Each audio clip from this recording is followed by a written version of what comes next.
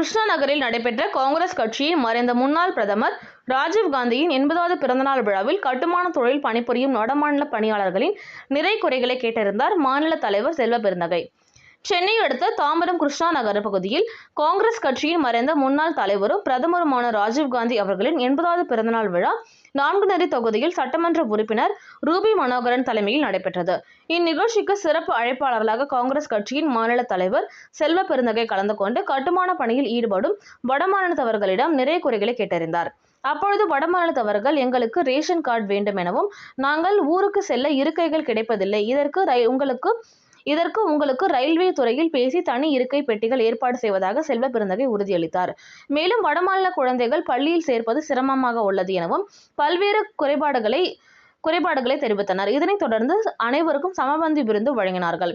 அப்பொழுது அவர்களுடன் உணவருந்தி மகிழ்ந்தார் செல்வ பெருந்தகை. இதில் முன்னாள் மாநில தலைவர் தங்கபாலு, அமைப்பு செயலாளர் ராம்மோகன், மாநில பொதுக்குழு உறுப்பினர் பிரின்ஸ் தேவசகாயம், மாவட்ட தலைவர் செந்தில்குமார், மணிமங்கலம் ஊராட்சி மன்ற தலைவர் ஐயப்பன், நகர் தலைவர்கள் விஜய் ஆனந்த், தீனதயாளன், செல்வம் உட்பட ஏராளமான காங்கிரஸ் கட்சி நிர்வாகிகள் கலந்து கொண்டனர்.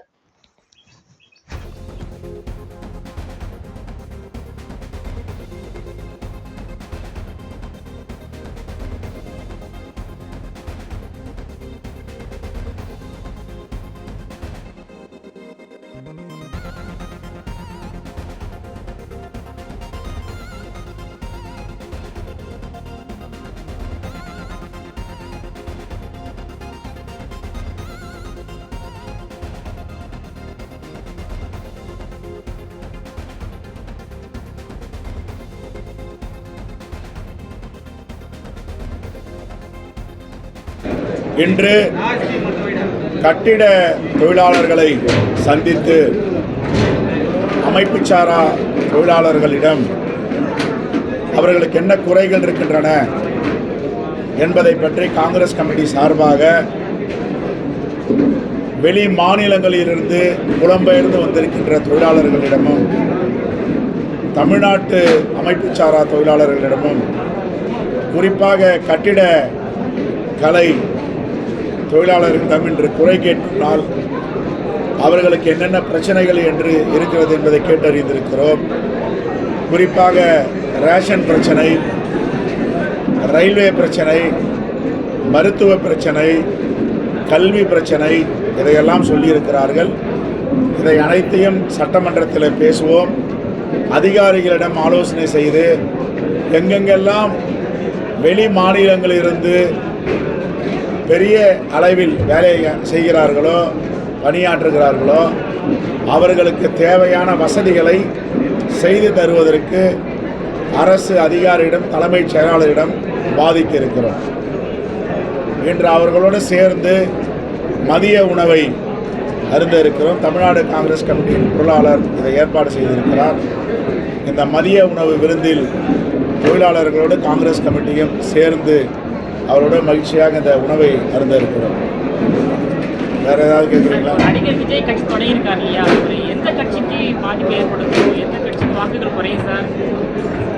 அவரோட வருகை சாதக பாதகம் சிதைந்து சேதாரமாக இருக்கிற கட்சிகளுக்கு பாதிப்பு ஏற்படும். இந்தியா கூட்டணி வலிமையாக இருக்கிறது.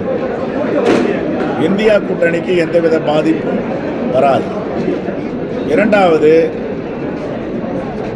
மாண்பு முதலமைச்சர் இந்த 3 ஆண்டுகள் மக்களுக்கு செய்த திட்டங்கள் மக்களிடம் பேசும்.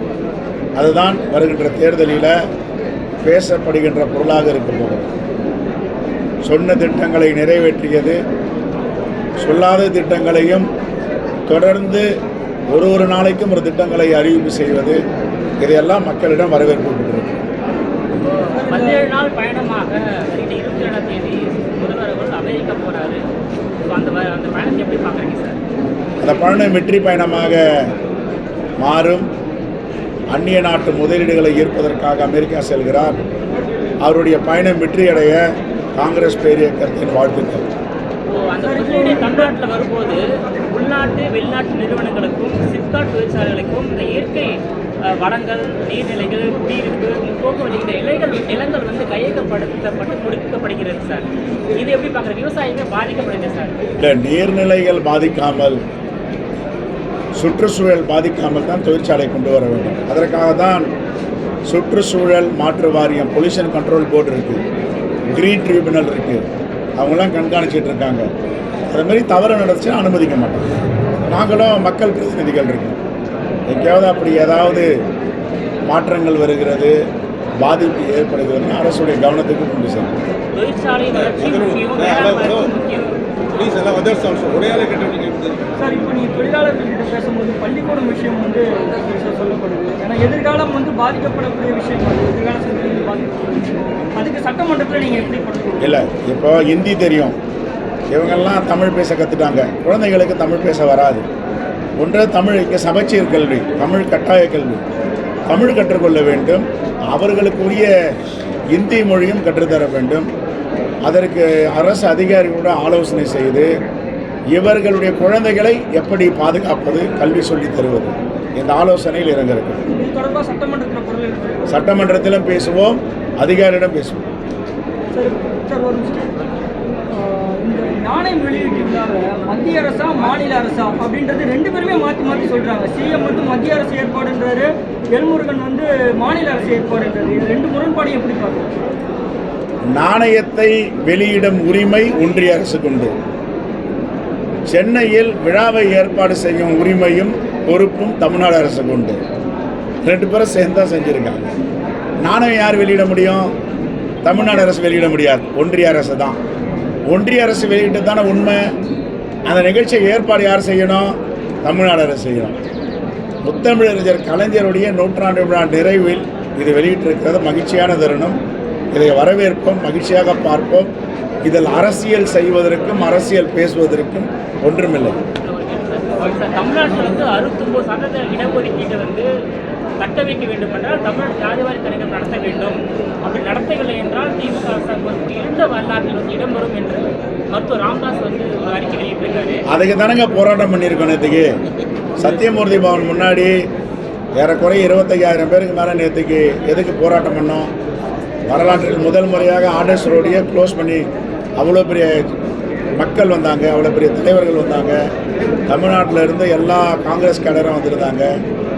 தோழர்களை வைத்து ஆர்ப்பாட்டம் செய்தது சாதிவாரி கணக்கெடுப்பு, மக்கள் தொகை கணக்கெடுப்பு, அரசியலமைப்பு சட்ட பாதுகாப்பு, இண்டன்பர்க் அறிக்கையின் மீது செபியின் தலைவர் மீது நடவடிக்கை, இதெல்லாம் சொல்லி தான் ஆர்ப்பாட்டம். அந்த மக்கள் தொகை கணக்கெடுப்பு நடத்த வேண்டிய உரிமை, அதிகாரம் இருப்பது ஒன்றிய அரசிடம், மாநில அரசிடம் கிடையாது. தேங்க்யூ.